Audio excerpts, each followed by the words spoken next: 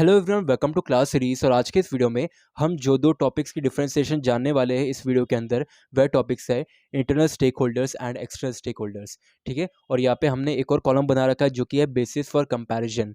हम किस बेसिस पे दोनों को डिफरेंशिएट करेंगे, कंपेयर करेंगे, हम वो जानेंगे। ठीक है, सबसे पहले हम मतलब जान लेते हैं इंटरनल स्टेक होल्डर्स कौन होते हैं। मतलब बेसिकली जानते हैं स्टेक होल्डर्स कौन है। Stakeholders are those people और पर्सनस हु आर डायरेक्टली और indirectly connected with the organisation. ठीक है, चाहे वो कोई भी हो, कस्टमर्स हो, गवर्नमेंट हो। अगर कंपनी की सेल्स डाउन हुई तो आई मीन जैसे कि आप समझिए कि कंपनी की सेल्स डाउन हो गई, उसका नेट प्रॉफिट डाउन हो गया, तो उस पर उसके शेयर प्राइस पे भी अफेक्ट पड़ेगा। तो जो इन्वेस्टर है, जो ट्रेडर्स है मार्केट के अंदर, स्टॉक मार्केट के अंदर, तो वो भी एक स्टेक होल्डर ही हुए।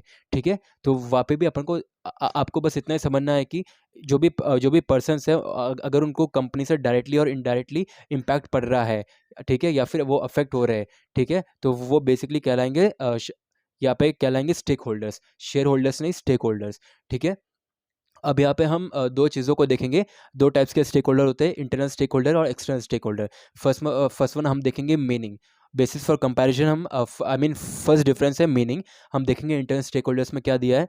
The individual and the parties that are the part of the organisation is known as internal stakeholders. मतलब इसका बेसिकली ये हुआ, those people who are part of internal internal of किसका, कंपनी का, organisation का। जो भी पीपल है, लोग है, ऑर्गेनाइजेशन के अंदर काम करते हैं, हु आर डायरेक्टली और indirectly affected by the way of working of the company. लिखा है ना, the individual and parties that are the part of the organisation, जैसे मैनेजर्स, एम्प्लॉयज़, है ना, क्रेडिटर्स। आई मीन क्रेडिटर्स नहीं होगा, क्रेडिटर्स एक्सटर्नल स्टेक होल्डर होगा। तो मतलब बेसिकली आप समझिए मैनेजर, बोर्ड ऑफ डायरेक्टर्स, ठीक है, ये सब आपके इंटरनल स्टेक होल्डर हो जाएंगे। अब एक्सटर्नल स्टेक होल्डर के अंदर क्या दे रखा है, the parties or groups that are not a part of the organization but gets affected by its activities is known as external stakeholders।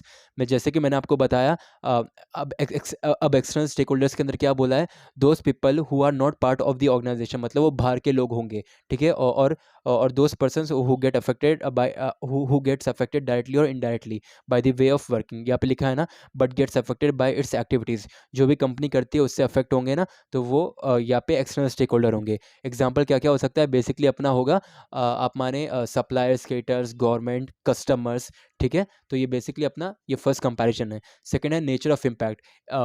Nature of impact के अंदर अगर इंटरनल स्टेक होल्डर होंगे, तो फिर अगर कुछ भी गलत हुआ तो फिर जो internal stakeholders I mean उनको इम्पैक्ट कैसा होगा, उनको डायरेक्टली इम्पैक्ट पड़ेगा, और एक्सटर्नल स्टेक होल्डर्स को इनडायरेक्टली इम्पैक्ट पड़ेगा। ठीक है, नाउ यहाँ पे लिखा है ना, आई मीन नेक्स्ट कंपैरिजन है, who are they. Internal stakeholders कौन है, दे सर्व दी ऑर्गेनाइजेशन, वो ऑर्गेनाइजेशन के लिए काम करते हैं। ठीक है, वो ऑर्गेनाइजेशन को सर्व करते हैं। अब एक्सटर्नल स्टेक होल्डर्स कौन है, they get influenced by the organisation work. मतलब वो ऑर्गेनाइजेशन या फिर कंपनी जैसे भी काम कर रही है उससे इन्फ्लुएंस होते हैं, या फिर अपन ऐसे ही इजीली समझ सकते हैं वो डायरेक्टली या फिर इनडायरेक्टली अफेक्ट हो जाते हैं। बेसिकली ऐसे भी समझ सकते हैं कि वो इनडायरेक्टली अफेक्ट होते हैं कंपनी के वे ऑफ फंक्शन से या फिर वे ऑफ वर्क से। ठीक है, नेक्स्ट हमारी डिफरेंस आती है एम्प्लॉयड बाय द एंटिटी। क्या इंटरनल स्टेक, ये इंटरनल स्टेक होल्डर है, ये एक्सटर्नल स्टेक होल्डर्स है, राइट। क्या क्या एम्प्लॉयड क्या बोला है, एम्प्लॉयड बाय द एंटिटी। मतलब क्या इंटरनल स्टेक होल्डर्स कंपनी की तरफ से एम्प्लॉय करे जाते हैं, उनको काम दिया जाता है, यस। और एक्सटर्नल स्टेक होल्डर्स को नहीं, वो लोग एक्सटर्नल स्टेक होल्डर्स काम नहीं करते ऑर्गेनाइजेशन के अंदर। ठीक है, वो बाहर के लोग हैं बेसिकली।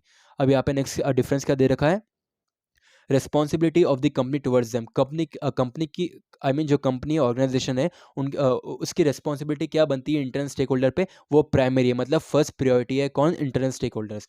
और जो एक्सटर्नल स्टेक होल्डर्स है वह सेकंड प्रायोरिटी है, secondary responsibility, primary responsibility and secondary responsibility. ठीक है, नेक्स्ट नेक्स्ट अपना कौन सा कंपैरिजन का बेसिस है, इंक्लूड्स। अब यहाँ पे एग्जाम्पल दे रखे हैं, इंक्लूड्स का बेसिकली मतलब होता है एग्जाम्पल्स, राइट। तो हम यहाँ पे इसको समझेंगे। इंटरनल स्टेक होल्डर्स कौन कौन से होते हैं, एम्प्लॉयज़ होता है, एम्प्लॉयज़ होते हैं, ओनर्स होते हैं, बोर्ड ऑफ डायरेक्टर्स होते हैं, मैनेजर्स होते हैं, इन्वेस्टर्स होते हैं, एक्सेट्रा। ठीक है, अब यहाँ पे एक्सटर्नल स्टेक होल्डर्स कौन कौन से होते हैं, सप्लायर्स हो गए, जो अपन को गुड्स सप्लाई कर रहे हैं, वे बाहर के लोग हो गए, कस्टमर्स हो गए, क्रेडिटर्स हो गए, क्लाइंट्स हो गए, इंटरमीडिएटरीज हो गए, मिडल मैन हो गए, ब्रोकर्स हो गए, कॉम्पिटिटर्स हो गए, सोसाइटी हो गई, गवर्नमेंट हो गई, एक्सेट्रा। ठीक है, तो ये वीडियो बेसिकली थी अपनी internal stakeholders versus external stakeholders, दोनों की डिफ्रेंसिएशन। ठीक है।